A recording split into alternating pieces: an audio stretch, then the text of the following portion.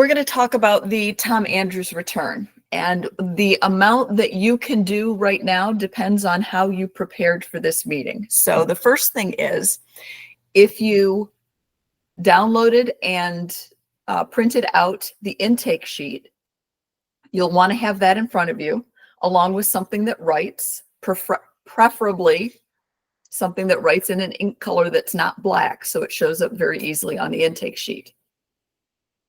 If you have a second screen, you will want to have this Google Meet up on your second screen, and then would work on the return in your Chromebook. So how you have managed that is going to determine what you can or cannot do. If you do not have a second screen, you don't have a laptop or whatever that you're using, and you're doing everything on the Chromebook, you can still do this, but it will require you to switch tabs. So what you'll do is go ahead, we're not doing it yet, but you will bring Practice Lab up on a different tab and let this Meet fade into the background, and basically just be listening, and then switch back to the Meet when you need to. So that's kind of the story here, and we'll do this in small chunks so that we can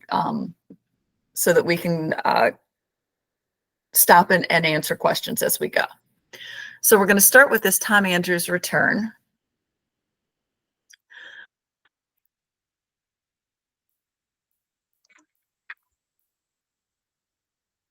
And you should have your intake sheet in front of you.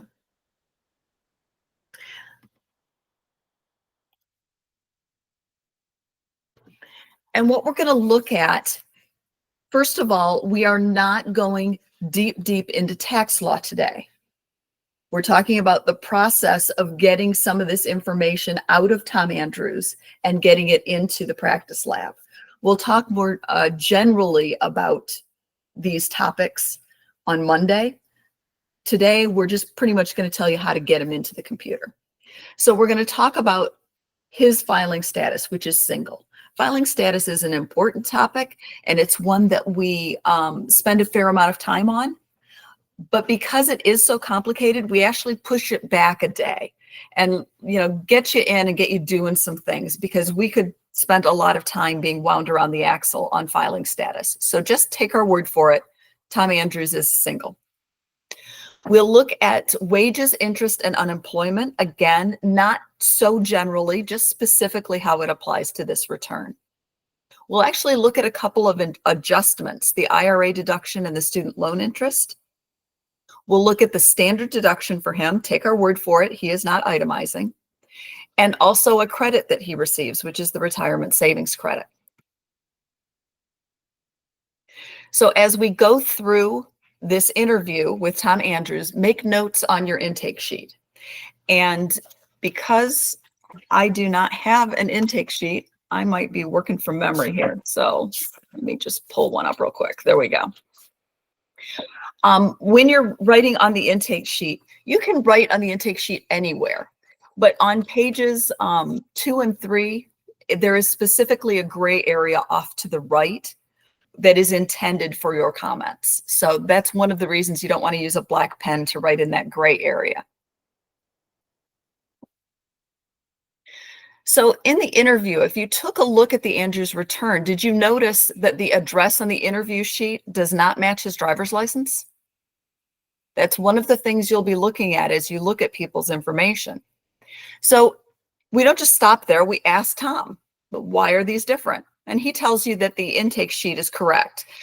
He moved, but he hasn't gotten his driver's license updated yet. At this point, I want you to be thinking, what is the address going to be on his documents? And how do I deal with that? So take a moment now, make the correction on the intake sheet.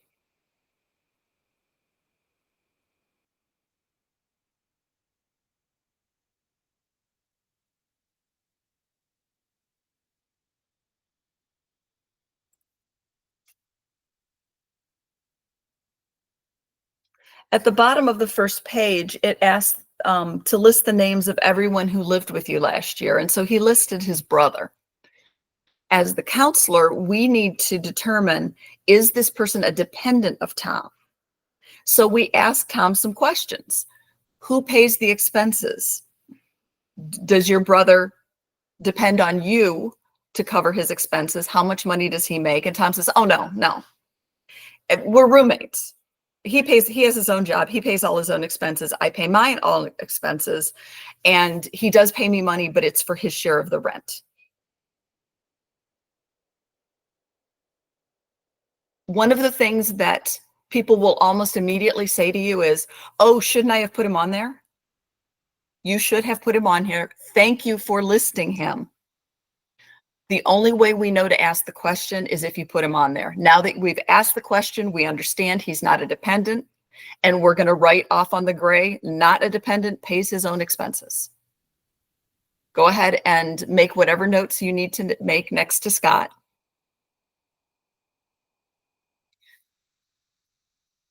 But please don't ever say to Tom, oh, we didn't need that. No, we need it. Please give us more information than we need, and we'll pull out what's relevant. Don't hold back. Yeah, Bob. Amy, I'm going to go back one step because you asked the question, you made a comment about the driver's license versus the mailing address being different. Yep. Where do I see that? So if you're looking at the intake sheet, right, you have what he wrote. If you're also looking at I didn't tell you that, if you have his documents out, which are in the workbook. Oh, okay. And let me find him. Is he page 68? Page 68. Tom Andrews is page 68, and that's where you see his driver's license. Sorry, I did not tell you that. Okay, 68, you said? On the workbook, page 68. Got it. Thanks very much. Thank you for asking. I know you're not the only one who had that question. So I'm going to take a minute for you all to get to page 68.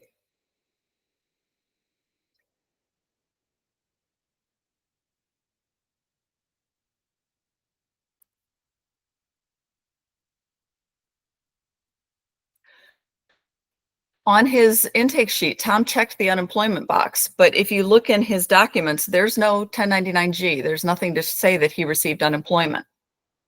So again, we ask him, well, you checked unemployment. Do you have a document? And he says, oh, I didn't get one, but I have an account. So he gets on his phone and he finds the account and he shows that to you. The information on the screen right now is the information that's on his document.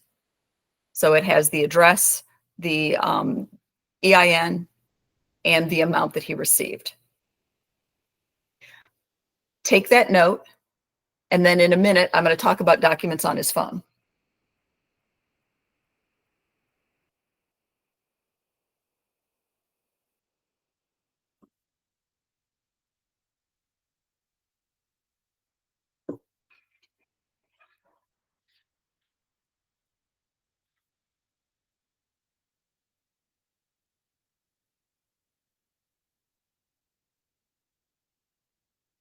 You will see over and over in the workbook, YC, YS, YZ. That's your city, your state, your zip. You can put in anything you want there. It doesn't have to be something specific.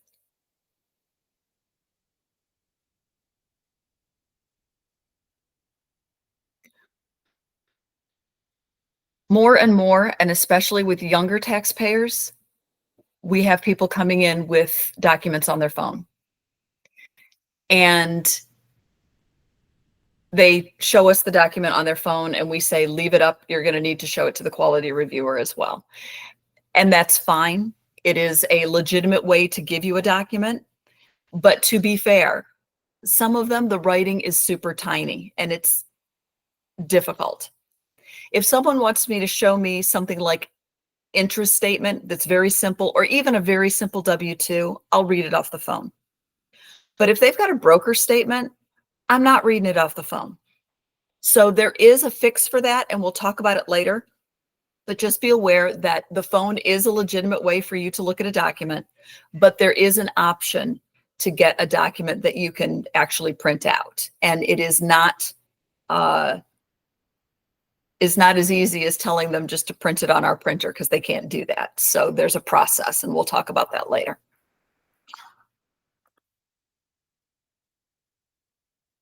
As you talk with Tom, he tells you that he received that $250 from his employer to reimburse his expenses. He also says that he donated $100 to United Way, that he put $100, that period is supposed to be a slash, $100 per month into a traditional IRA. And he did check that he had education classes, but he actually didn't. When you asked him, he said, no, I made student loan payments. I thought that's where it should go. So let's take these one at a time. The first one is that $250, I will just go ahead and tell you, that's a reimbursement. It's not taxable. So please make a note on the intake sheet to show that that amount of money that he told you was income is in fact not income.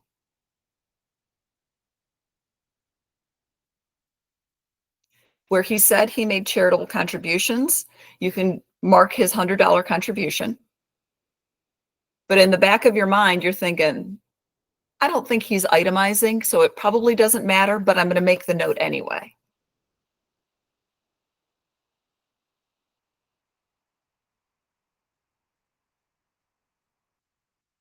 Please do the math and put the total yearly amount that he put in his traditional IRA.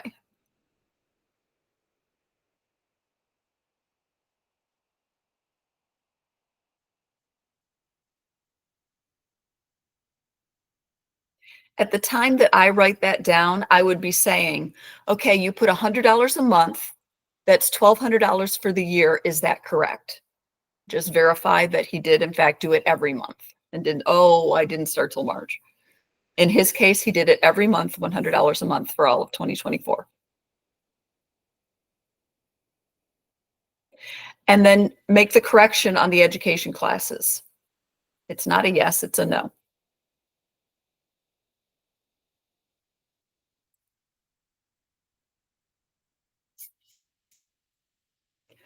So this was a truncated interview, but we've learned everything we need to know from this guy now. So now we're ready to begin the return. And before we jump right in, we're going to think about what his filing status is, because that's one of the first things, one of the first questions that TaxSlayer is going to ask us is, what's the filing status? So we're going to take our time and get that right the first time. The criteria that we look at in this case, is he single or is he married? What was his marital status on the last day of the tax year? And in his case, he was single. He's a single filer. But if it's questionable, he might say, well, what do you mean by married? So then you have to look at, was he married? Was he in the process of getting a divorce? All of those kinds of questions. We'll talk about them more in detail later. But we're going to get filing status right, because the filing status tells us if he needs to file a return, because based on his income, he might not, depending on his filing status. It tells us the amount of his standard deduction. It tells us what tax brackets he's in and which credits he's eligible for, because some filing statuses are not eligible for certain credits. Another reason we want to make sure we get it right before we start. So we have 5 choices for filing status. And I told you today, we're just jumping right into it. He's single.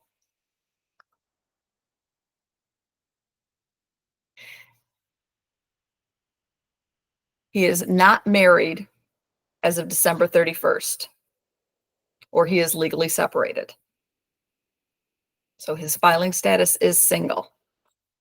So now, when we get to these green pages is when you're going to go into TaxSlayer and get started. So you'll need to have your page 68, your interview notes, and you'll need to open up TaxSlayer on your Chromebook.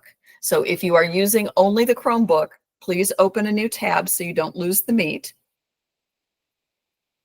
You'll go into tax aid links, choose TaxSlayer, choose Practice Lab. And for those of you that remember this from the 20th, you're going to have that first password to put in. And that password is Train Pro Web, all in caps. And then you're going to have to use your own username and password. I put that generic password up in the chat if you need it. And now we're just going to take a couple minutes to get everybody into TaxSlayer. So would you please get into TaxSlayer, and when you have, raise your hand. If you have a question, let me do it a different way.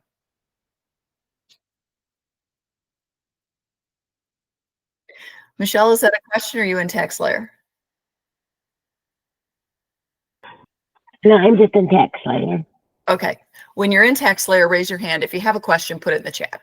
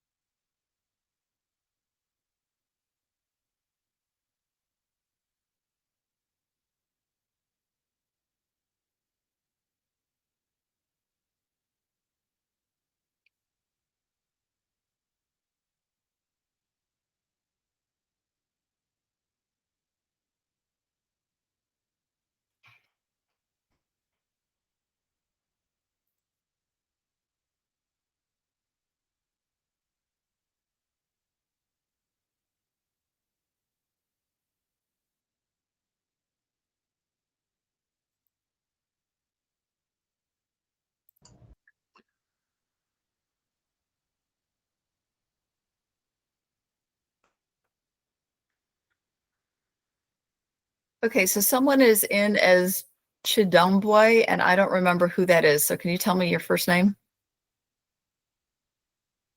Brian. There we go.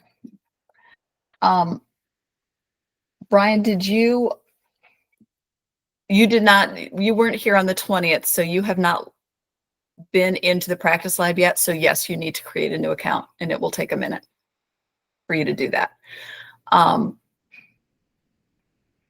There was also a question about the address, and I'm going to answer that when we get to that point.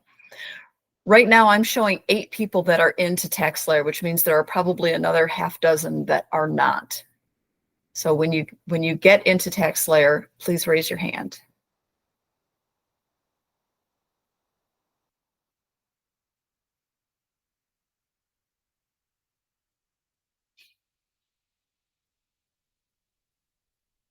If you have no intention of getting into TaxSlayer and you're just following along, also raise your hand so I know we can move on.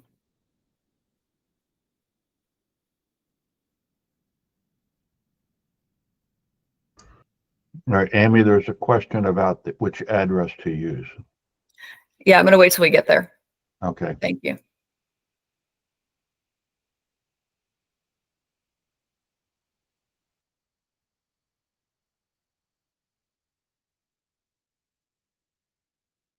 When creating an account in TaxSlayer, do you need to put in an SIDN, or can you leave that one blank? In Practice Lab, you can leave it blank. Yeah, Brian, you can leave that one blank.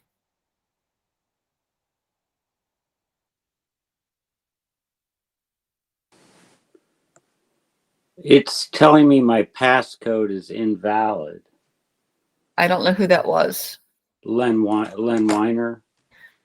Okay, so you are to the second part where you're putting in your username and your password. It's not asking for my username. Okay, so the very first password is that Train Pro Web, all in caps.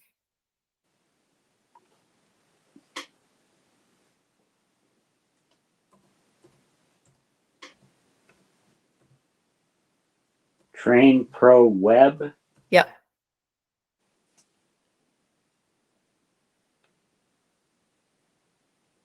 Okay. Now, is it asking for your username? Yeah, it's in there. Okay. Okay, so then that's the password that you chose is what comes next. Right. So do I always put in Train Pro Web when I? Yes. Oh, okay. But that's just for the practice lab. Yeah, that is just for the lab, and it's super secure because they've only been using it for 8 years.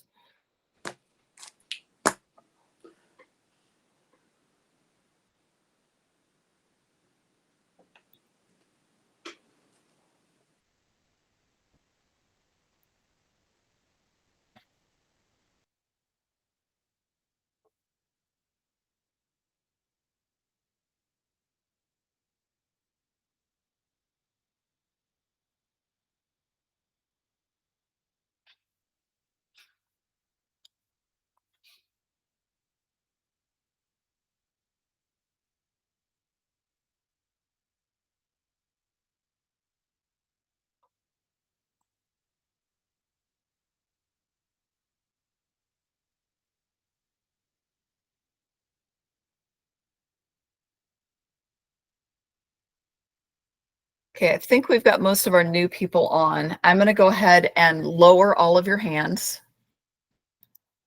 So now we're back to raising hands for questions unless I ask you to do it differently again. So once you're into TaxSlayer, you're going to start a new return for Tom Andrews. And remember, the first thing you need to put in is that social security number, and you can invent whatever last 4 numbers that you like. So go ahead and start his return. Enter his filing status as single, and enter his personal information. And the question that we had was about what address to use. And I'm going to explain it because it will make it so that you never forget. The address that you put on the return is the address that the IRS will use if they need to contact the taxpayer. So you don't want to give the IRS his old address. You want to give him his current address. So on the personal information section of the return, you are giving the IRS the address that they will use to contact that taxpayer, which is his current address.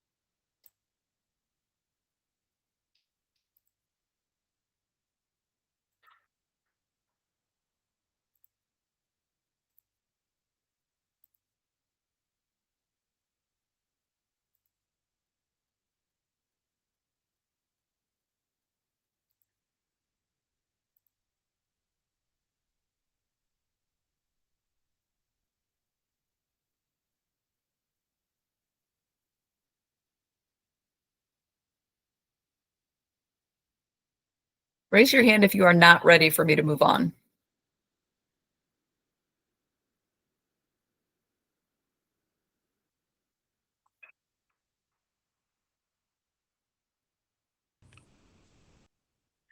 Amy, just for your reference, I'm on the page with Social Security, birth, date of birth and so forth with all the check boxes. That sounds right. Wait a minute. Yes, where you put in his name and address? Well, I'm going through the check boxes now to see if there's anything that's relevant. Okay.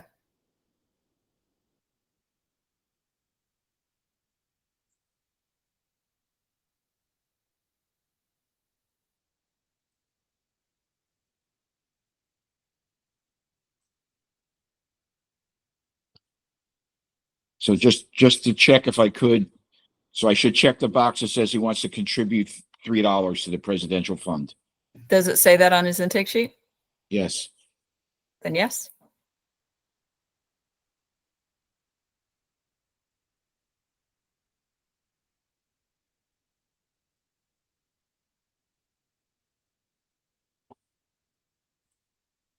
He's also the first taxpayer I've seen in 15 years who wanted to do that, by the way. If I could ask just a general question, should we be doing this all in caps? Either caps or standard, first letter capitalized, rest lowercase, but not all lowercase. So all caps is fine. Writing like a normal person is fine, but going all lowercase is not great.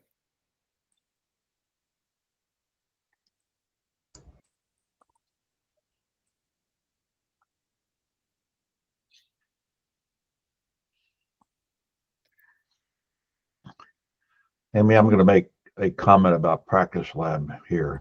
This Practice Lab is the same as the production software we will use at the tax site, except you cannot electronically file a return.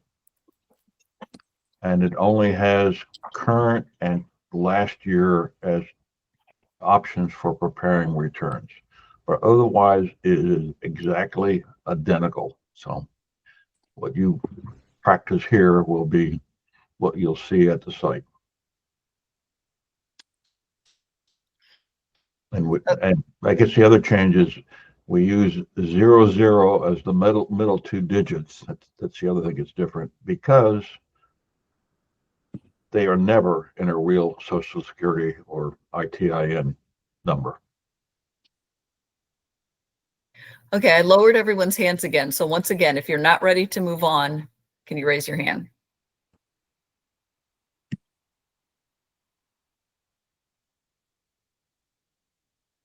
Amy, I have a question just to finish off on the personal information. Mhm. It asked a question about invite the customer portal and send an invite. When is that used? We'll talk more about that later. That is actually very rarely used for us. But if for some reason we need to send a document electronically, that's what we use. And remember what I said before, there's a way to get documents off of people's phone. Yeah. That's the way. Oh, okay. All right. Thank you. Mhm.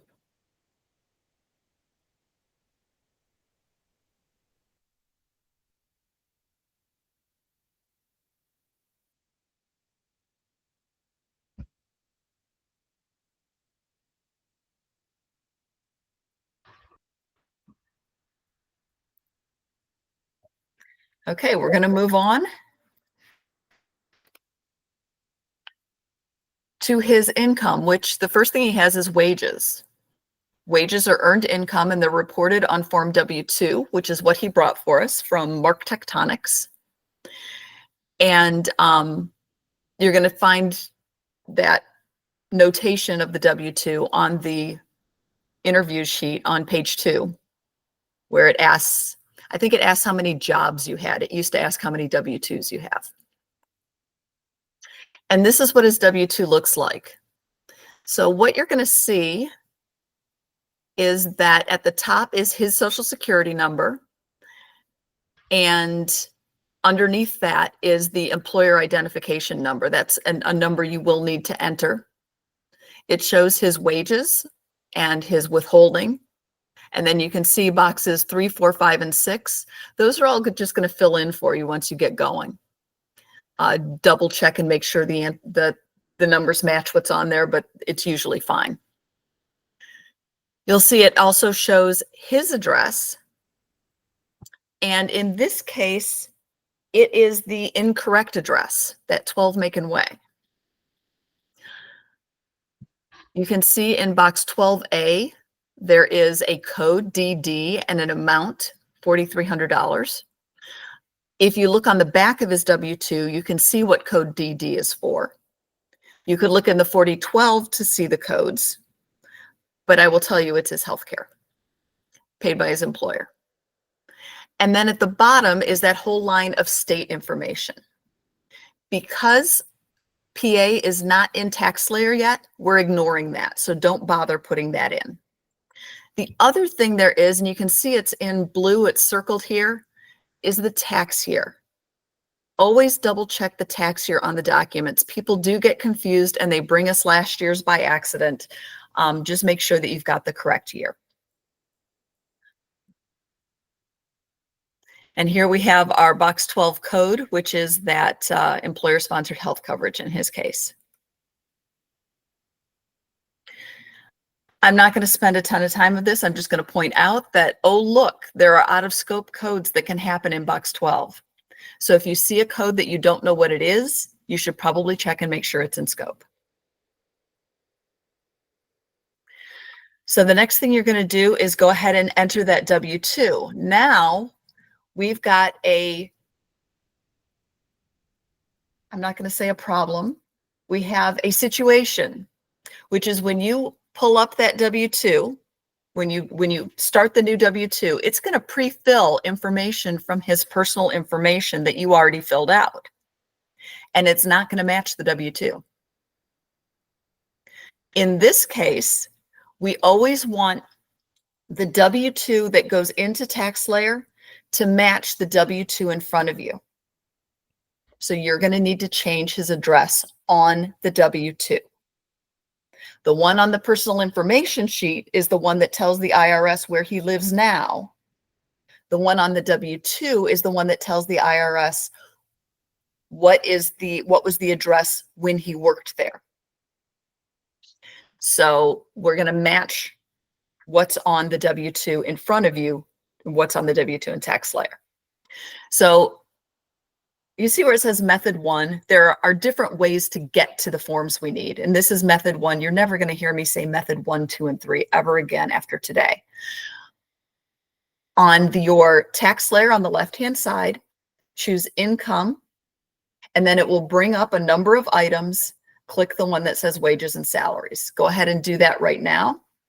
Choose start a new W-2, and then enter the information from his W-2. And the reason it says 6 up here is because that's how many minutes I'm going to give you. So when you're in 6 minutes, I will check in with you. But if you have questions, throw them out there. So Amy, the click would be wage and tax statement, the form W-2. Sounds right. I'm not looking at it, so I don't know exactly what it Yeah, says. it doesn't specifically say wages and salaries. But it and does then say there's- form W-2. And then it said, and then there are 4 check boxes. One's already met with standard W-2 already checked. That's correct. Okay, thank you. Thank you. I was going to ask, can someone who doesn't have all these windows open get into TaxSlayer and verify this stuff for folks? Yeah, the IRS title for that form is wage and tax statement. It doesn't have the word salary in it. Gotcha. And Thank you. that's what it says in the center pane under income, top 1.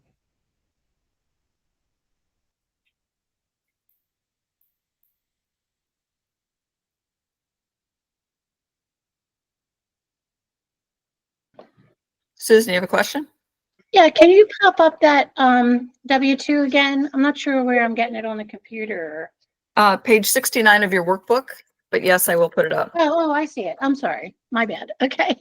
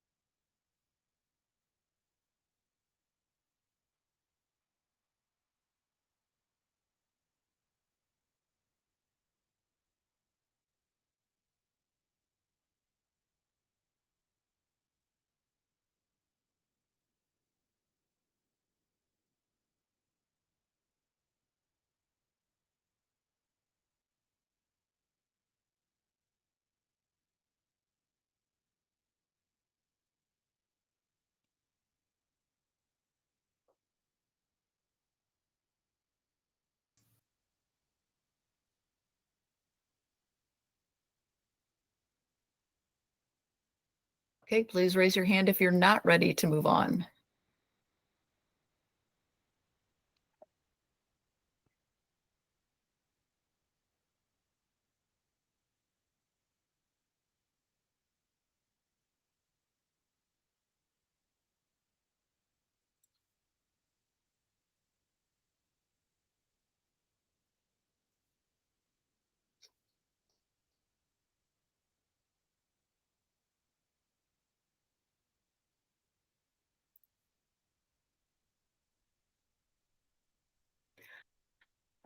I actually did not check to see if the return monitor is working. Is it? Are you guys seeing your AGI and refund? Yes. I am so glad to hear it. I hope you're seeing these numbers.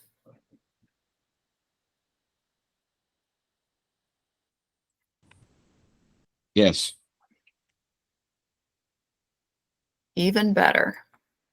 I'm gonna leave these up just for a minute so you can check them and then we'll move on.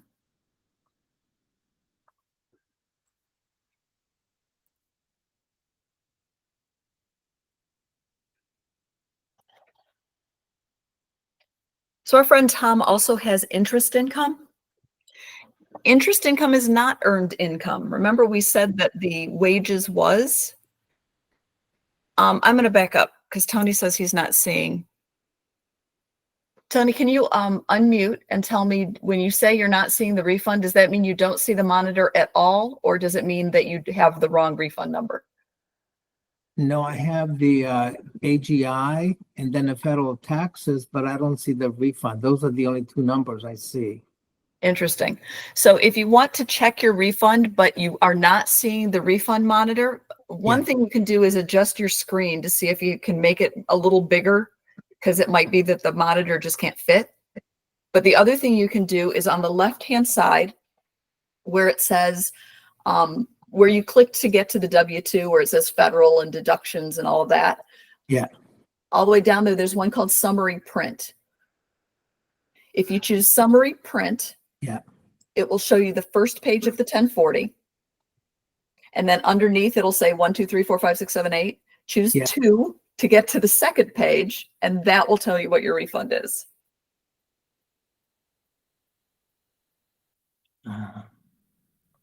Refund. There's also an option on the right-hand page. No, that's the tax. Okay, well, there's refund on it. Yeah, there's no refund. So I must have missed something. So I would double check and see if you put in, well, he should still have a tax due even if you put in his withholding. Hold that thought. We'll think about it. Steve, you're going to have a tip? I'm just going to add that in the right hand, there's typically 3 panes of information. The left pane where you tell it what you want to do, the center, which is what you're going to enter, and then the right hand page is where it says return summary. But you can collapse that, and you may have collapsed it, and therefore you wouldn't see that. But that's up, and again, there's a pin there. You can pin it collapsed or pin it open. So maybe that got inadvertently. Yes, and Click. Tony, make sure you're looking, if you're looking at the print summary, you'll be looking at there's a different line for tax due. There's a amount refund and there's a tax due. And in this case right now, it's going to look like a tax due. And Margot, I thought that was Margot anyway. What's the Yeah, line number? Oh, sorry, I wasn't, all right, that'll take me, Oh, but never it will mind. be a different line, just a Never minute. mind. Hi, this is Susan. I think maybe what the issue is, on the screen, it says return summary. Then it has AGI and the number 23,450. And then the next line says federal and the number -318. So it doesn't say refund or tax due. It just says federal and then the number. And since it's a negative, Federal 4,348. I didn't hear you. Can you repeat that? Mine says 4,000 federal 4,348. Okay, so then that is different than what the rest of us are getting. Yep. Tony, what does your AGI show? 23,450. Interesting. Okay, remind me at the end. We're going to look at that. Is this, the only thing you've put in at this point is the W-2? Correct. Okay, we're going to keep going. Before I mentioned that the wages are earned income, interest is not earned income. The way to think about it is earned income is the money you get from working, whatever that may be, whether it's a Schedule C or wages or whatever. And there are, of course, because it's tax law, there are things that look like they're exceptions to that. So you will want to understand the difference between earned and unearned income. And you're going to learn all about why it's important on January 8th or 9th. I don't remember what day it is, but in our next virtual meeting. But interest, not earned income. You can get interest from banks and credit unions. You can get them from bonds. You can get them from money that you've loaned out to somebody. So you're going to have that, again, identified on the intake and interview sheet. And in this case, he has a 1099 INT, which is an interest form. You could also have a 1099 OID. You might have it on a brokerage statement or a K1, or the taxpayer may just come in and say, I had a bank account and I only got $3 of interest, so they didn't send me a form. They still got the $3 of interest, so we're still going to enter it. A lot of times we pull that from their last statement. And a lot of times they just guess, honestly. So in this case, he has a 1099 INT that looks like this from Nations Bank. And in box 1, well, the first thing we see over here is, again, well, that was unhappy.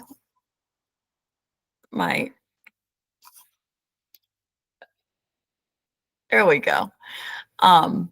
Is the year. Make sure it's this year's interest form. And then we've got the interest income in box 1, which in his case is $550. And in box 2, he has an early withdrawal penalty of $55. So those are the things that you will normally see on an interest statement. You don't normally see a whole lot more, although sometimes you may see U.S. savings bonds interest down here. Very, very rarely will someone have withholding on an interest statement. And if this box down here is checked, then the interest form is out of scope and the return is out of scope. I've never seen one, but facts. So the next thing you're going to do is go into TaxSlayer and enter his interest income. And I am going to give you one tip, which is that, remember I said they might just tell you what their interest income is? If they do that, you won't have the address or the EIN of the bank. You don't need it. Even if you have it, just put in the name of the payer and the amount of the interest. You do not need to fill in the address and the EIN. So go ahead, again, on the left-hand side, you're choosing an income item and you're choosing the form 1099 INT. You're going to get choices, whether you want an INT or a DIV. Make sure you choose the 1099 INT and enter Tom Andrews interest. If you're in your workbook, it's on page 68. And you've got a 5 there, which means I'm going to check back in at 11:36. If you have a question, just speak it out.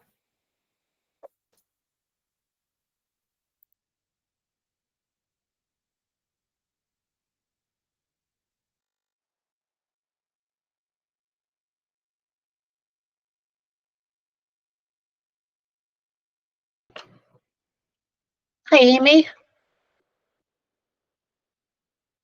Yep.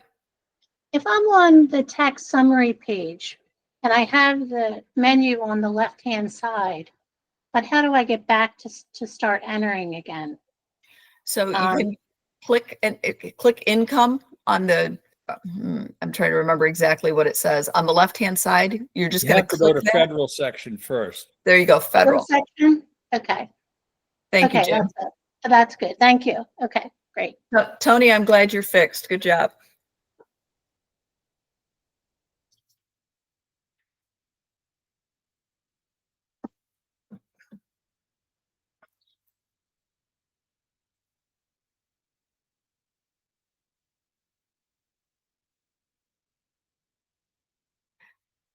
And also, if you have a question specifically for me, please do speak it out because my chat is only showing me one line right now, so I can't see what you've said.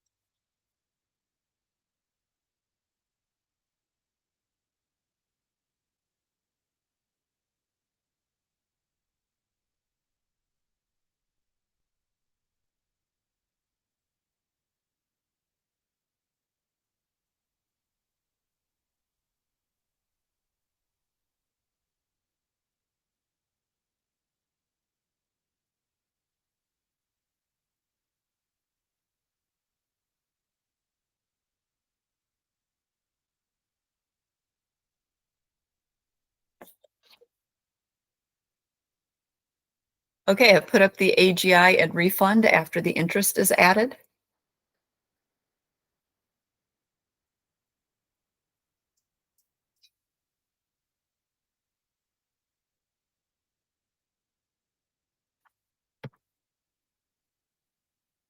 And now we're going to move on to that unemployment compensation.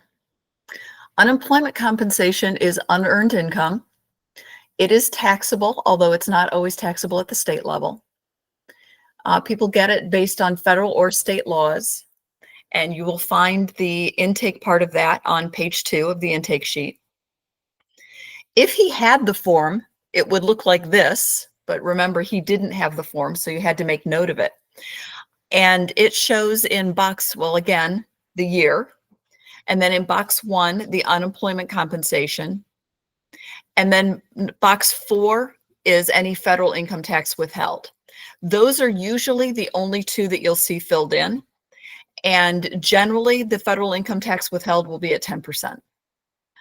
You can see the big red box. Those are the out-of-scope items. Boxes 7, 8, and 9 are different reasons why you might get a 1099 certain government payments, G. And if you received a payment in box 7, 8, or 9, it's out of scope for us. Fortunately, Tom Andrews is a box 1, box 4 kind of guy. So you're going to have to go back to the intake sheet to look at the notes that you took and you can enter his unemployment income. And I'm going to give you a different way of getting there, which is method 3. I forgot method 2, my bad. We'll try to get back to it later, which is up in the left-hand side of your first column. There is a box where you can enter a form number. And if you just type in 1099G in that box, it's going to offer you some options. And you're going to choose the 1099G, and it will take you straight there. Once you get there, go ahead and enter the notes on your intake sheet from the interview. Amy, what were those numbers again? Please. From the interview, Yeah, I have the same question, Amy. I'm going to try to put it in the chat. Okay, let's do it this way. I'm going to give you a minute to use method 3 to get the 1099G, and then I'll switch to that page on the PowerPoint.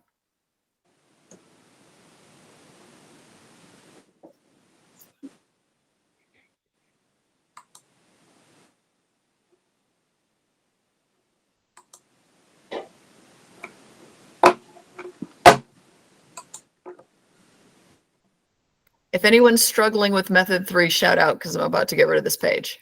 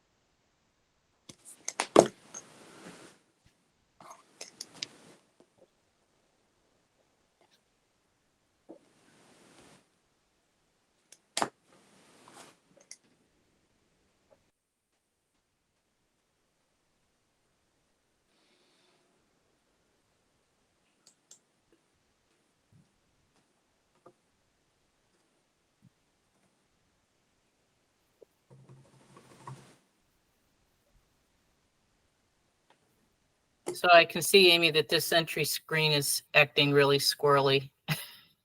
It changes hourly. The 1099G? Yeah, because there's a little red star next to taxable grants. And so when my husband was trying to do this yesterday, it wasn't letting him leave that blank. And even when he put in a 0, he was getting all the error messages, but he was able to just click through. And now when I just entered it, I didn't even get the error message when I left it blank. So they're working on it, obviously. Okay, so do we think it works now? It just worked for me. But you know, normally when you see the little red asterisks, it means you have to fill it in. Right. There's a box for taxable grants on the, And it has the asterisk? and it has the asterisks. And it's acting different today than it did last night. So our advice for anyone working on it now is just leave it blank and you'll be fine? You should leave it blank and it should be fine. Okay, fingers crossed. Yes, it was fine for me when I just did this. Oh, no, now I spoke too soon. Now I'm getting the error messages. It worked for me. It worked for me. This is Susan. I put a Yeah, I put a 0 in for taxable grants and it worked. So you know what happened is it worked for me the first time, but when I just came in it now to check, and when I try to say continue, I'm getting error messages. So then I have to say cancel, but the numbers will still be there. Like I said, it's acting squirrely. Right. I just double checked that was not the deployment from this morning. All right, it's still acting squirrely, but if you enter it once, it'll be there. And if you go back into it and you start getting error messages, just hit cancel and it should still be there.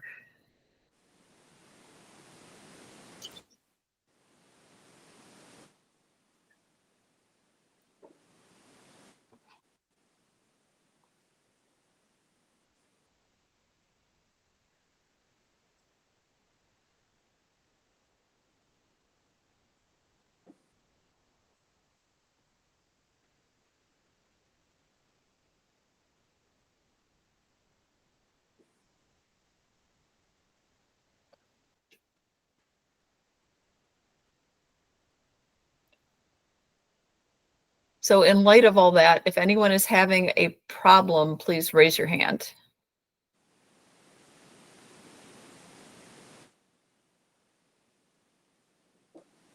If anyone needs more time, raise your hand.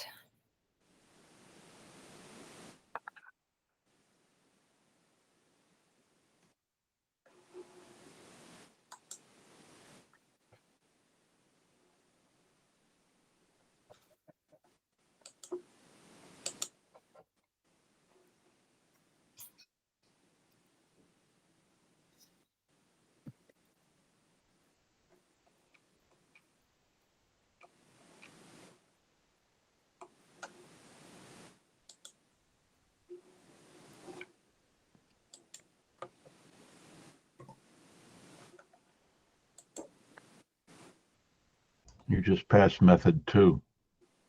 I know. Method 2 was in wages.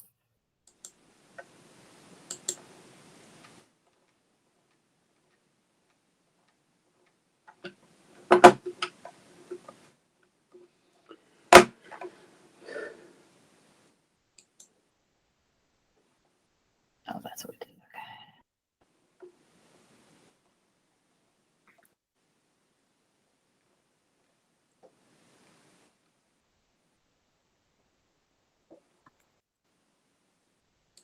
I'm on the wrong one. There we go. You're right. Interest was method 2. All right. That's where we are. Okay, we are, Susan and Marianne, are you just need more time or you have questions? It's not Marianne, it's Dennis. Oh, well, Dennis. I'm getting an error message that says state ID information required, and I don't think I've written it down or seen it anywhere when I go to enter this unemployment. Did you enter anything in the state section? Oh, drop down box may have clicked open. Okay.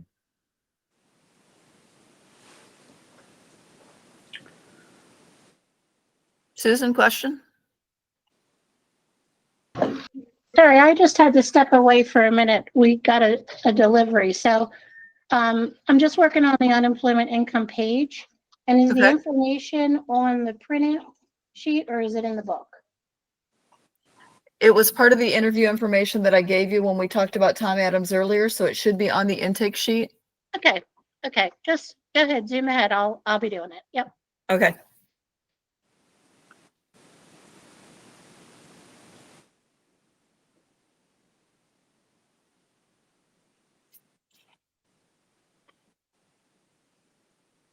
So on the intake quality review sheet, there's a section on adjustments to income. So based on the intake sheet and the documents you have, wait a minute.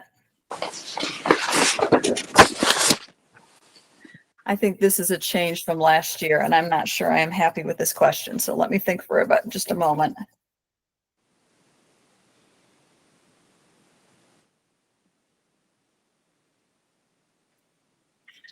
I have just gotten bamboozled because this is a PowerPoint from last year, and there is no adjustments to income section on the intake sheet anymore. So how am I going to teach this real quick? I think we're just going to go ahead and do these adjustments.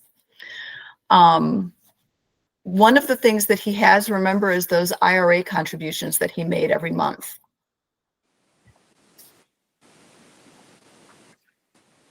Some traditional IRA contributions do get a tax deduction. The other thing you need to know about IRAs is that that amount isn't taxed until it's distributed. It might be eligible for a retirement savings credit, which is a different thing. That IRA contribution can get you two things. It can make first an adjustment because it makes the amount that you contributed non-taxable.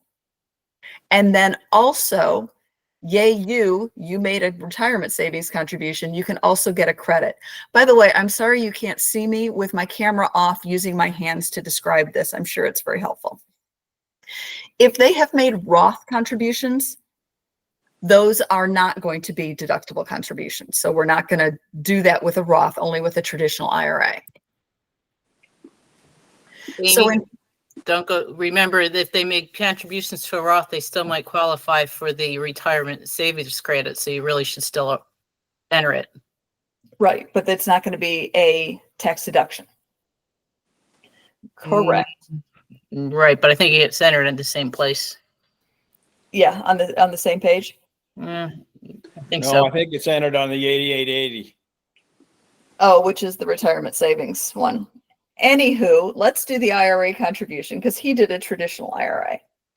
And this one, you're going to find the IRA deduction form. And I think this is where we're going to try to do method 2, if I can remember where this is on the 1040.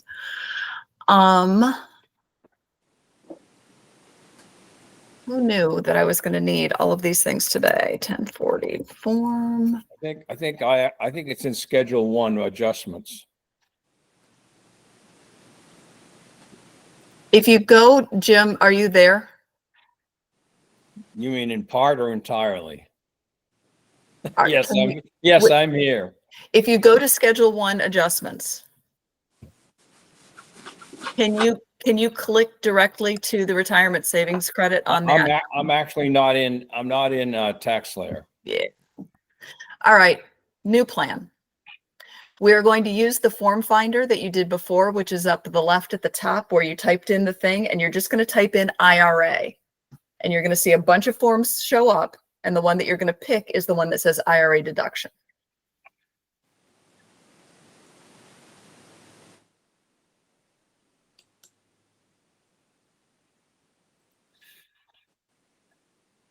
And once you're in there, there are going to be other boxes you might fill out. So make sure you're filling out the correct box. You're going to fill in the amount of traditional IRA contributions that he made this year. And that's in your notes. I'll just tell you it was $1,200. And 1156, I'll check back in. Shout out if you need something.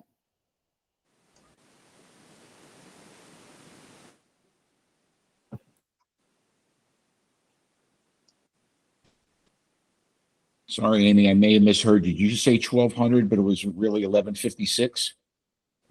No, 1156 is the time when I'm going to check back in again. Oh, okay. Sorry. Amy, on that line 20 on Schedule 1, where it shows the IRA deduction, the only link I could click on was where there's a dollar amount showing, and then it takes you to the form. But I had an amount in there already. I don't know if you can click on it if there's nothing entered there. Okay. That makes sense. I think you can. So what we're talking about is the other way to navigate through TaxSlayer is if you go on the 1040 and there's blue, you can click on that. It will link you directly to the form that feeds that cell on the 1040. And I'm pretty sure that if you go to Schedule 1 and find the IRA deduction and click that cell, it will take you directly to the form. But we will definitely practice it before you're done with training. Amy, I went into a tax return in the practice lab.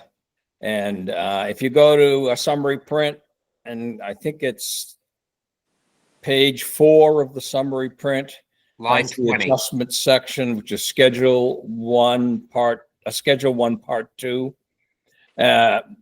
Under IRA deductions, the number is in blue. If you click on that number, it links you to the page.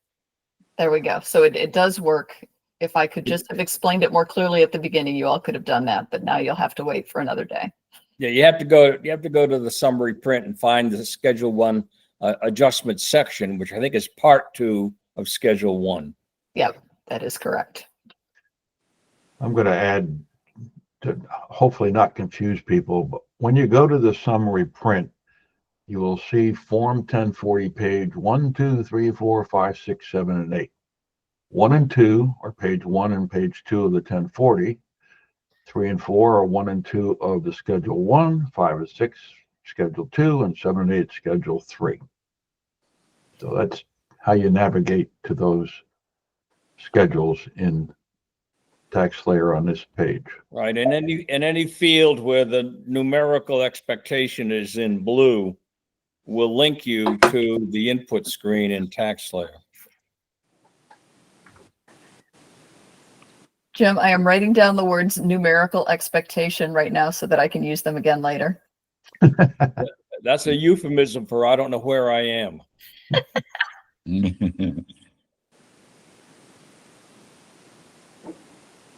Amy, where do I look on the input sheet as to whether the taxpayer is covered by a retirement plan or not? You would have learned that on his W-2. And on his W-2, he did not have the retirement plan checked, and he did not have any sort of indication on there that he had a retirement plan. Ah, okay. You would probably verify that with him, but your first stop is the W-2. W-2, thank you. Yeah, sometimes on the intake and interview in that section about contributions to retirement plans, they'll check it, but they don't really know what they mean by it. And they'll think you mean an IRA, and they won't check it because they don't recognize a W-2 contribution, code D, as a retirement plan contribution. Taxpayers get confused sometimes about that. Yeah, being a taxpayer, I can understand that. And when we do our deeper dives into these tax law issues, we'll talk more about this. So don't feel like you have to absorb every tidbit of information we're giving you today.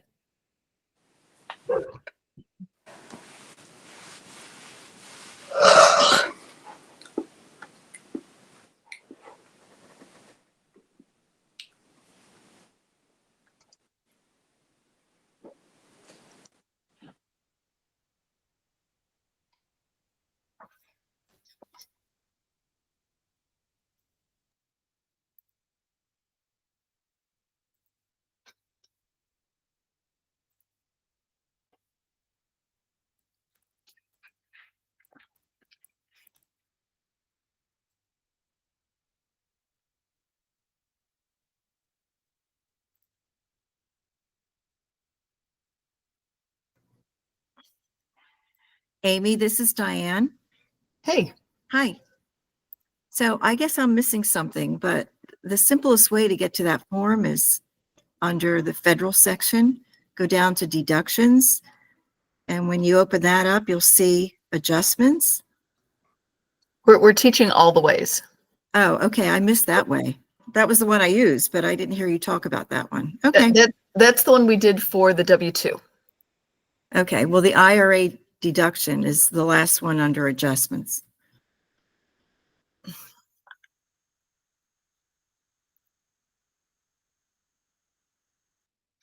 Yeah, when you get to some of these drill downs in the TaxSlayer decision tree, sometimes there are like a dozen choices, and you got to be patient and scroll down through all of them, because you sometimes won't see the one you want till it's down the bottom and it's off screen. Okay, so we have the AGI and refund now, and we're going to move on. The standard or itemized deductions, we'll spend again a lot more time on this in training, but most of our taxpayers take the standard deduction. To pass the test, you need to know how to do itemizing, and you may do a couple each season, but most of our folks take the standard. That amount is just subtracted right off the AGI, and the taxpayer's choice is whether to take the standard or itemizing. I'm just going to back up a tiny bit here because we've been talking about some of these things. Some of you may have recalled some years ago, during the first Trump term, we were going to get our tax code and our tax returns down to the size of a postcard. And so what they did was made the 1040 a little bit shorter and then added all those schedules that we keep talking about. So we talk about Schedule 1, Schedule 2, Schedule 3. Those were all to capture things that used to be on the first page of the 1040. So we'll have to kind of learn how to look at all those schedules as well. The other thing that happened at that time is that the standard deduction went way up.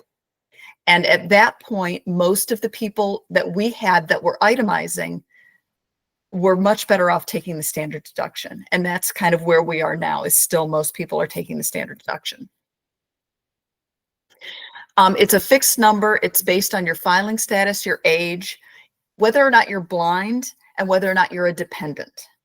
And that amount changes. It's subject to change every year. What happens is it goes up a little bit in every year.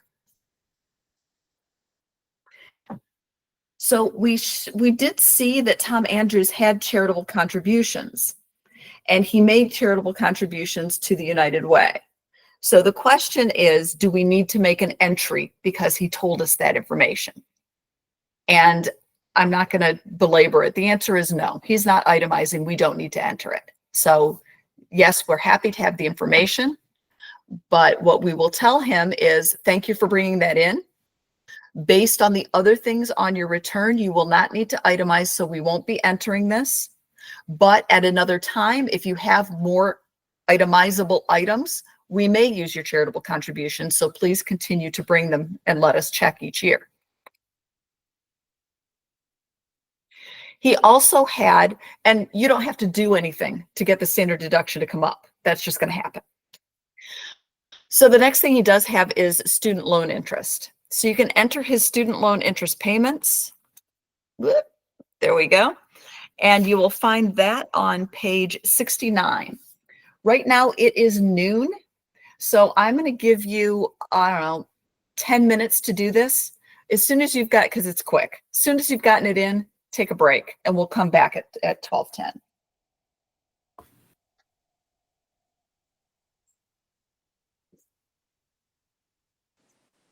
Hey, Amy.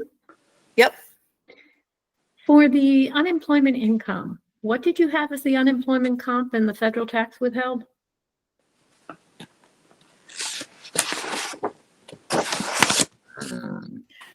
It was $675 compensation and $70 withheld. So Margaret, that's what I had as well, but my AGI is different than yours. Yeah, well, mine might have been off because I had to pull things out to get to that point. Sorry, I was pulling things out real quick. It's just a $50 difference, but I thought, oh, maybe I typed one of the numbers in wrong. Okay. Maybe I put the interest in wrong. Let me look. Because I'm also not getting what Amy was getting before the student loan interest.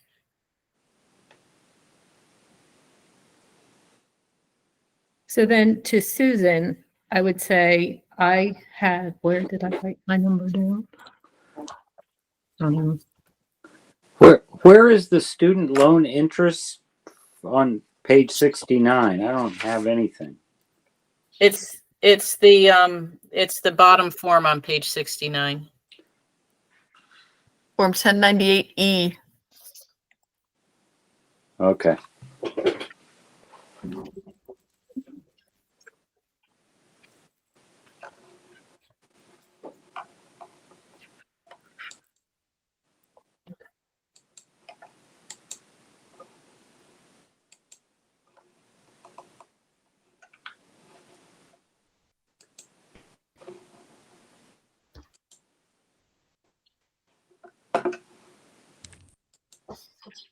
Amy, a question regarding this, because in the interview, it turned out that he didn't actually take any classes. Right. These are from classes he took in the past, but he's still paying his loans. Oh, okay. Okay. Thank you. You're welcome.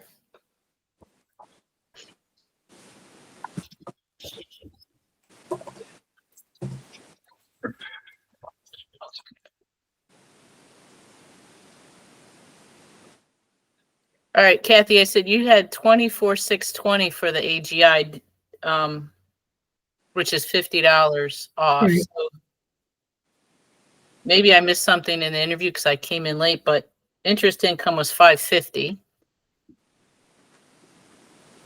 Hi, this is Susan. I had AGI 24,670. Which is what I had. Yeah. Okay, so maybe I typed something in wrong Oh, up no, front. I'm sorry, I'm reading it wrong. I had 24,620. Okay, Is that what you had? that's what I had. So maybe Margot. Yes. maybe might be Why getting- why do I have $50 too much? Because you're special. $1,200. Did you put in the early withdrawal penalty? Yeah, I think so, but maybe not. Wouldn't be the first time I missed something. Because the federal refund is still the same. It's just Right. the AGI. One thing I have noticed with Practice Lab, because it's working a little flaky today, I have that 55. Yeah. is if you save and exit the Andrews return in the upper right above all of the center pane, save and exit, close it, and then under the client search, go and reopen it again, and that may fix a few things.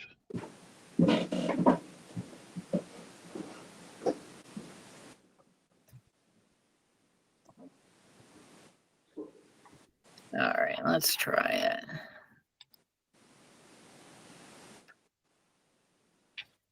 Do.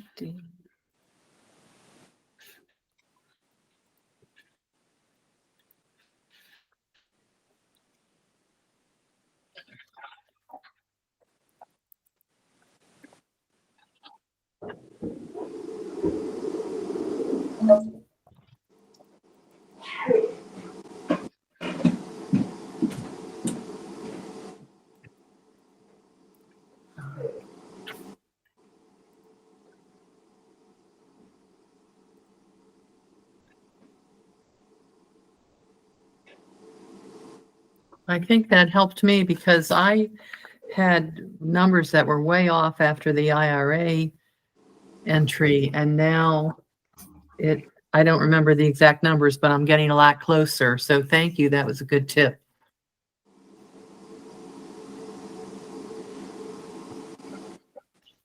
So the tip for anyone who wasn't in on that conversation is that if your numbers seem really off, but you feel like you've put things in correctly, you might want to exit and re-enter the return and let TaxSlayer kind of reset. Because if you change something, I think it doesn't always keep up in the Practice Lab. So one thing I know for sure is that sometimes that summary print page, those numbers get screwy. Yes, absolutely. Yeah, I haven't seen the refund monitor get screwy, but the summary page gets screwy. So tip, when you're taking your exam, don't rely on that summary page. Yeah. But let me make sure I've got this right, Margot. It's acting squirrely, so the results are screwy. Those are technical terms. All right. The other thing I found is, again, I looked at the left pane under the federal section, and it wasn't showing unemployment compensation, even though I'd put it in. It wasn't showing student loan interest, even though I'd put it in. But when I saved and exit return and opened it back up, everything showed up over there as an entry. So it was confirmation that the numbers are there.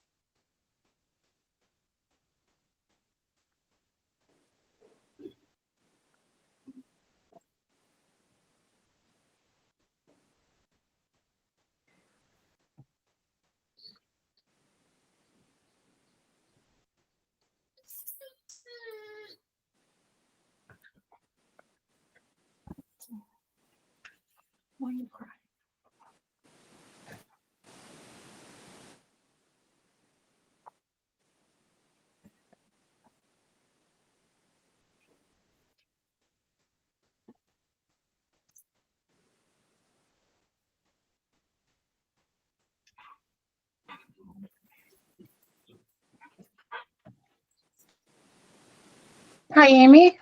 Yep. I'm just checking back because I kind of hiccuped on the unemployment compensation. Where is the amounts on that?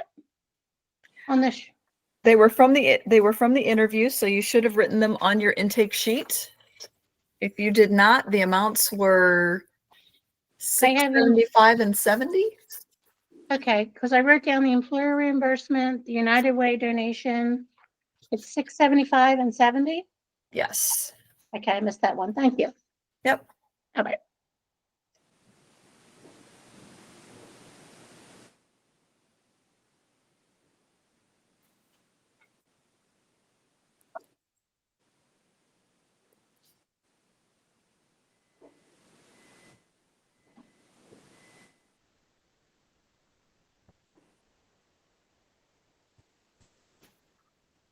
Amy, I've lost track a little bit. Are we working on education credits or not yet? Never. We're doing student loan interest. Okay. Thank There you. we go. Because he did not take any classes.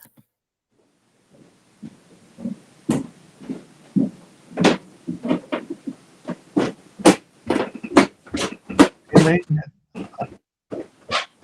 I don't think your AGI includes the unemployment.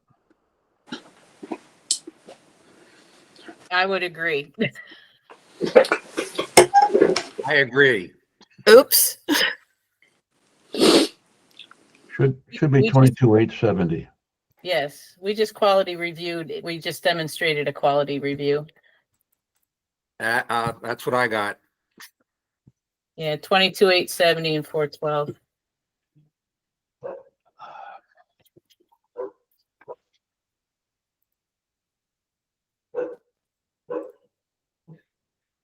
What? Wait, so it's 22,874.12. But then what was that on the screen that Amy, you just went through? Because that looked like a different number. Apparently the wrong number, so hang on a second. 22,870 is the AGI. 412 is the federal refund. Okay, that's what I got. That makes sense. Takes a village. And thank you for that. And my numbers are now correct since I saved and exited and went back in. And I am so happy that I experienced that today because I was working on some of the core exercises and a couple of them I had wrong numbers and I just could not figure it out. I think it's probably what was happening. Well, All right. Good tip, Steve. Thank you. Thank you. I'm very happy to learn that. Yes, Practice Lab is still a work in progress. As they get more information from the IRS or the IRS releases information, they update it. But not everything is current, and sometimes it's a little flaky early in the year. By the time we get to be live in the 1st of February or thereabouts, we should be in good shape. The retirement savings contribution. Nope. Start again. The IRA deduction and the student loan interest deduction both adjusted his income. And by making his income lower, they made his refund a bit higher. There are also credits, and credits will reduce your tax dollar for dollar. A non-refundable credit will never be better than the amount of tax you owe. So even if the credit could be $1,000, if you only owe 20 in taxes, you're only going to get a $20 credit. So that's a non-refundable credit. A refundable credit, those are the best ones because you get it all. So even if you only owe $20, you get the full $1,000. And it's included on the 1040 as like a payment. So you get that money back regardless. That's a refundable credit. So the one we're going to look at today is the retirement savings contribution credit, which is non-refundable. It's for low income taxpayers who are making contributions to a qualified retirement plan. In this case, it was Tom Andrews' IRA. And TaxSlayer carries that data to Form 8880. You don't have to put it in, but you can verify it to make sure it's right.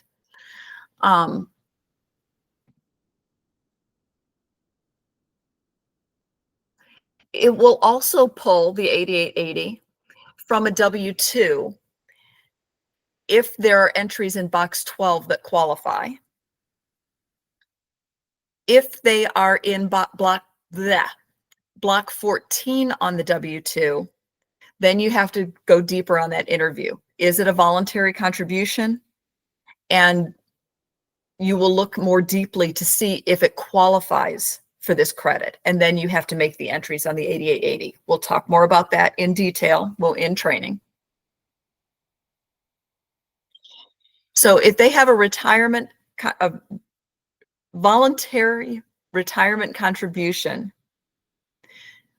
like in this case, it was not in box 12. It was just, he told you, you manually enter it on 8880. If it's a mandatory contribution through the employer, it's not in box 12, it's a part of a retirement plan, you do not put that on 8880. Again, we'll go over this more in detail when we're in training. So in this case, let's think about Tom Andrews. Does he have a retirement plan from his employer? If you're not sure, let's look back at his W-2. And when you look at his W-2,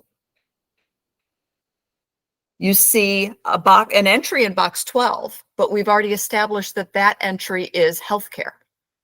There is no entry in box 14. There is no check in the box that says retirement plan.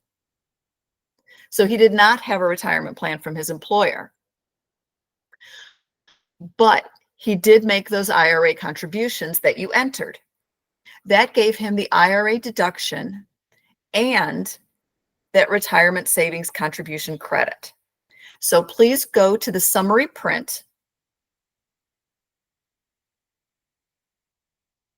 And I'm pretty sure it's the numbers at the bottom, it's page 7. So if you go to page 7,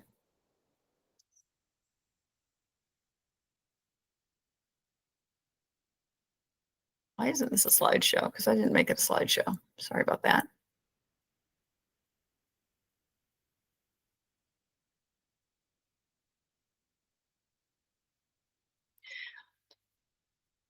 And if you look in that on that page 7, I hope that you're going to see his retirement savings credit.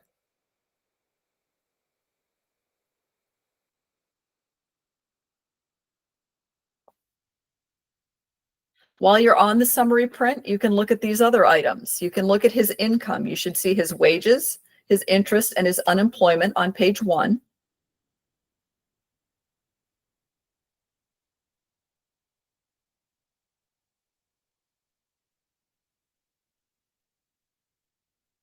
On page 2, you should see his IRA contribution and student loan interest.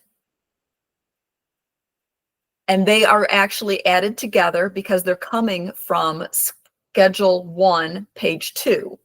So if you want to look at that, you look at page 4 at the bottom. And I am sorry for the page numbers. I didn't make this happen.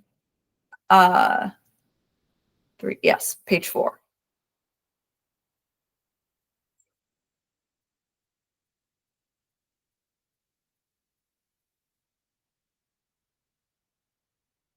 Now I'm going to stop here for a minute and let you look at all these things and really look at the 1040 carefully. Look at where the numbers are. Look at what his standard deduction is. And then if you have any questions, throw them out.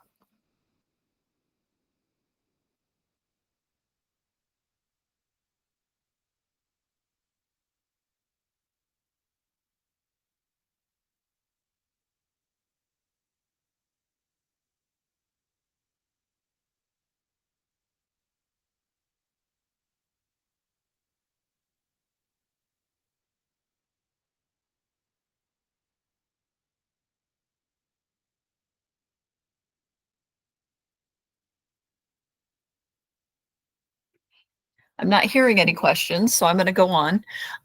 One of the things I like to say with TaxSlayer is that we put information into it, and then magic happens inside the computer, and then a result comes out.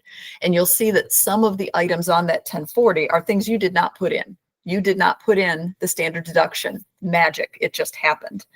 The retirement savings credit happens by magic.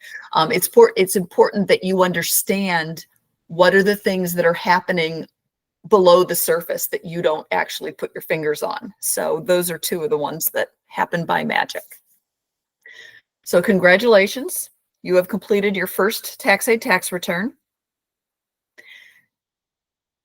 Once you've completed the return, you'll remember the process. We would then find a quality reviewer who would double check the return, make sure that everything is proper, go over it with the taxpayer, make sure they understand that it is their return and they're responsible for it. There are buttons that you have to push to make it ready for that to happen. We'll cover that later. So Amy, just for completeness, because I'm looking back through the intake form and there's like 3 other boxes. I just want to make sure, because there was one around income from renting out a house or room, one around other money received during the year, and then one around he was a victim of identity theft. So can you just recap the implications of those 3 items? Yep, and I'm actually going to throw this out to the room. So the first one was the rent. He got $300 a month in rent from his brother. That was his rental income. So what do we do with that and why?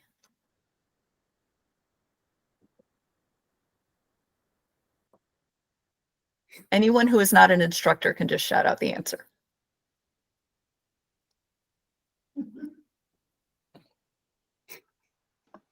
Was this where the brother was not the dependent? So, Yes. yeah. Mhm. Keep going. So it's not included, right? So why is it not income to Tom?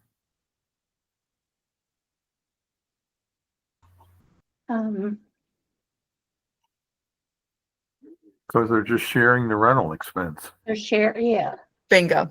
That's exactly Okay. right. Okay. So he checked rental because it sounded like maybe that's what was happening, but during the interview you realized it was the brother's share of the rent.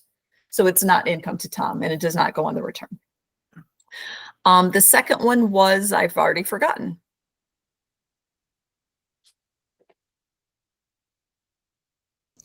One of them was on the pin.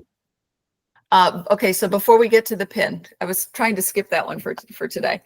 The other one was the money he got from work. He got $250 from his workplace. Why is that not income? That was a reimbursement for an expense incurred, right?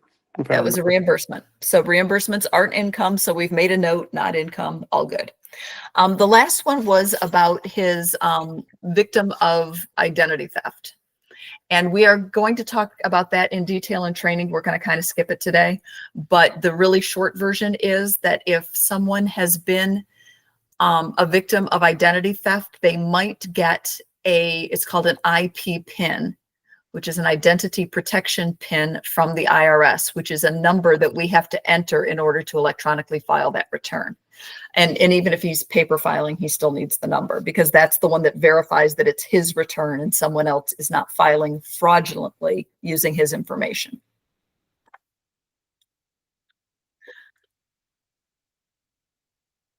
Okay, we ready to move on? Yeah, Amy, just on that, the rent item, for my own clarification. So if he owned his own house and he was getting paid, then that would be income, right? It's because he rents. That's where you can rationalize it's not really income because neither one of them are benefiting. They're just sharing the expense, correct? Is that Okay, the way so to think about it? I'm going to entirely agree with the second part of your statement. They're sharing the expenses of a rental. The fact that his brother hands him the rent and he pays the rent, it's exactly the same as if they each paid the rent separately. The first part about if he owns the house, there is one important thing about that, which is if he owns the house and his brother is paying him rent, that's out of scope. Okay, because we do not do rental income for like that. But that would be rental income, but it's not the scope of which we would we would prepare the return. Exactly right. Okay, all right. Now that's okay. So I think that's a clear differentiator, is understanding whether they own the property or not. Because I think maybe I missed that this was rent in the beginning somewhere. I'm Yeah. gonna weigh in on this one. This is one of those facts and circumstances, the conversations you have with the taxpayer. If it in this case it's a relative, so it's pretty clear. It could be a good friend that he happens to be living in the house with them and they're sharing the expenses. That is not rent. Now, if it's a complete stranger, I'm renting out a room because my college age student is off in college and his room is available, that's rent. And then you get into that's out of scope, as Amy mentioned. But you got to have what are the facts and circumstances of the situation to make that decision? And it's really easy to make the assumption a lot of times that a couple where one is listed on that line is a dependent of the other. Not always true. Sometimes it's just their roommates. It's just how they handle their finances. So we're going to go ahead and move off from Tom Andrews, and we will be finishing a little early, I believe. This homework is not surprise homework. It's just a restatement of what was already on the schedule. Most of you started and some of you completed the pages 5 and 6 of Allman on December 20th. Those of you that did not make that session did not get that bit of gen. So do the Allman return on just pages 5 and 6. So it's like the personal information in one entry. You're also reading in Pub 4491. And if you did not complete the Andrews return with us today, please complete the Andrews return. If you followed along and you got to the end and everything was right, you're done. You've already completed that. So here's some information that will give you going forward, and I'll go ahead and put my camera on and be civilized for a minute. Going forward into the training. Almost all of our training is at the Henrietta Hankin Library. If you are also attending training as a second-year person, you might have a different place to go. So please be aware that they're not all at Hankin, but all of the first-year training is at Hankin. The Henrietta Hankin Library is in Chester Springs, and I think I have the address further on. The library itself is, the building is an L shape, and there is parking sort of within the L shape. What I'm asking you is not to park there, to park to the back or off away from that close parking. And the reason is that people use that library all day long, and we're going to go in there and, plant 40 people in there. We don't want to use up all the parking. So the library has asked us to park further away. If you have a reason that you cannot park far away, use your best judgment. If you can, if you're carpooling and you can, be dropped off, that works too. You cannot get into the library before 9:30. So we say our training starts at 9:30. 9:30 is when we walk in the door. So please do not feel like you're going to be there at 9:10 and be there early. You're going to be standing outside in the cold. So 9:30 is the time. So the first thing we do is set up. And what we'll need is for each new volunteer, you'll need 1 table and 2 chairs. So that's basically a table for you to work and a chair for you to sit in and a chair for your mentor.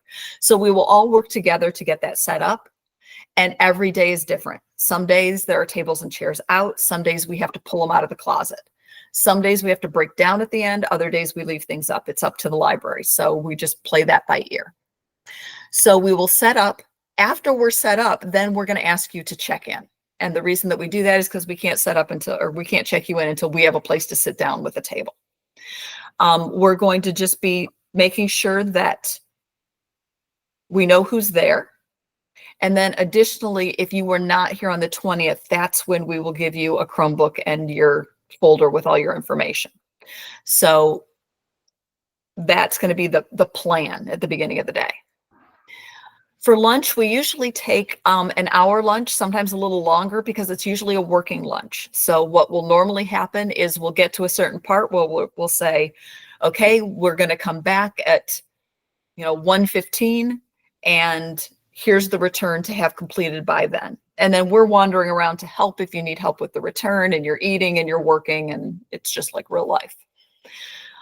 You can bring your own stuff from home, but there is no fridge or microwave. There is a gas station at the corner of 100 and 401. There's also Ludwig's Corner grocery store that has prepared foods and sandwiches. I'm just going to say their stuff is delicious. It'll cost you a minute, but it's delicious. And you do have time to leave, go get that stuff and come back. It's a little bit tighter than if you bring your own, but there's, you know, if we're taking an hour 15 at lunch, there's plenty of time for you to do that. There's a Wawa at that corner. Oh, that's okay. So gas station is Wawa. Yeah, Susan. Are you muted?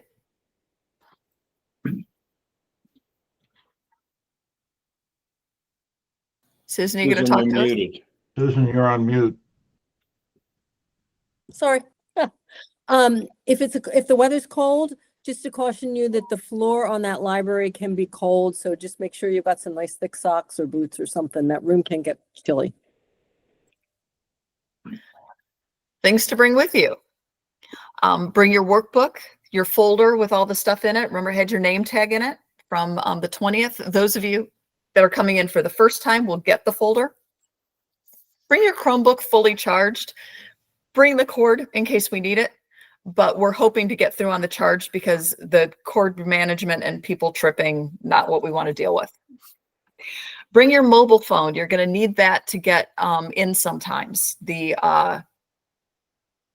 multifactorial, the thing where they make you get a number from your text and put it in for your password, it may activate, in which case you need to have your phone with you. Two-factor Bring- authentication. Yeah, that thing. Thank you. Bring a sweater if you're a person that gets cold. And yes, as Susan said, that room can get cold. I always bring a sweater, and the thick socks are not a bad idea. If you're a water bottle person, bring your water bottle, your coffee, whatever's going to get you through. And if you want to, bring your lunch. Oh, I didn't put the map on here. And if you need the address or directions on how to get to Hankin, just hang on a minute and I'll pull that up for you. Any questions about starting training on Monday? Maybe there's you know, they're predicting, we've been all over the place with between 1 inch and 6 inches of snow on Monday. Oh, I'm not having it. What's the communication regarding that? If there's going to be, you know, abbreviated times or whatever. So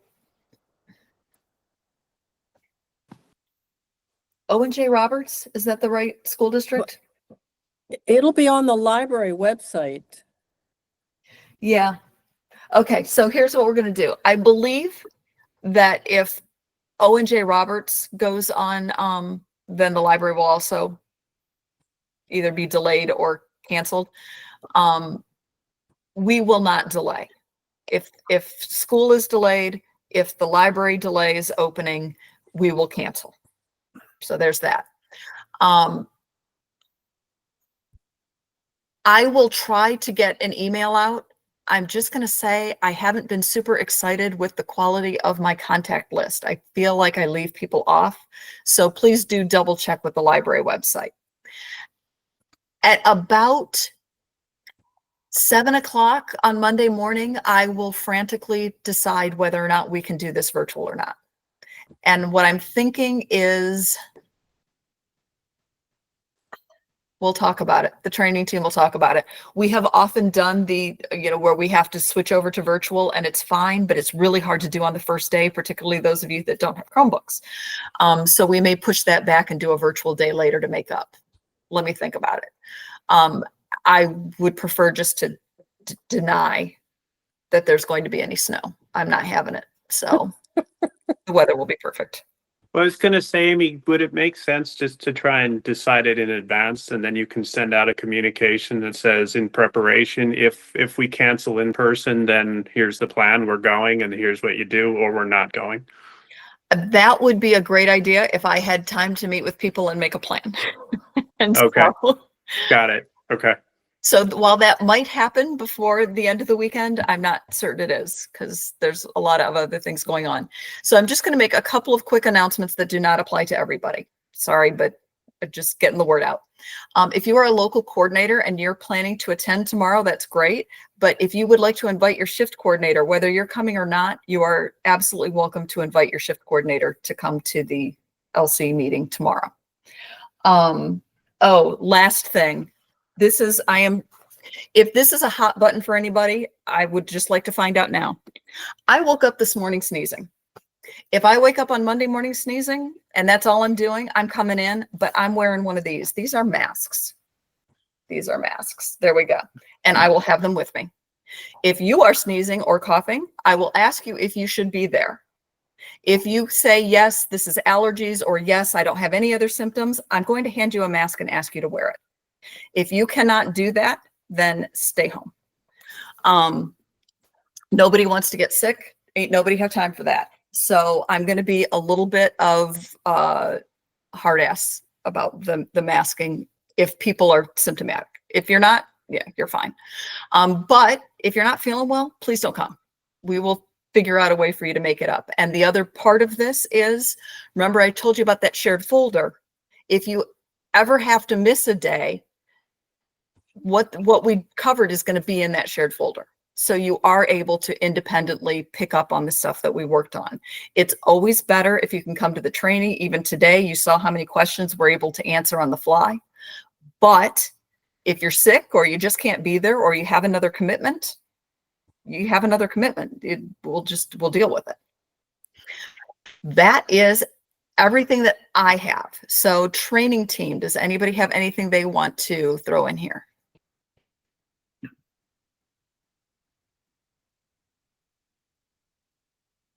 Okay, last questions, anyone? Yeah, Diane. Can you please repeat the AGI and the refund amounts from the problem? From the end? They're At the end. in the chat. They're in the chat? Okay, thank you. Thank you.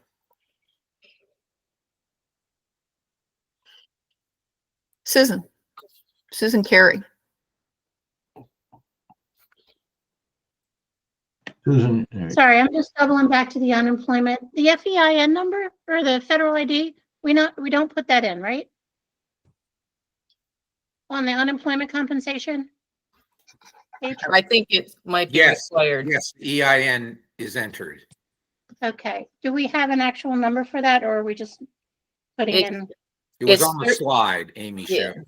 13-5 XXXXX.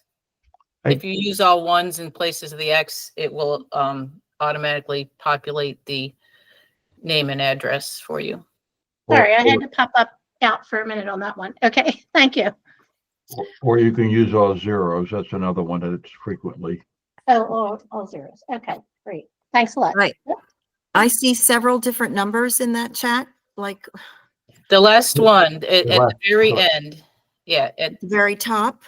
Very end. Is it 22,870 and 412. Is it Margot's numbers? Okay, I got it. 22870 and 412. Yes. Okay, thank you. Any other questions? All right, so first of all, thank all of you for coming and joining our training today and for volunteering. We're so happy to have you. Thank you to the training staff and mentors that showed up today to review their very first tax return. And Steve, for your presentation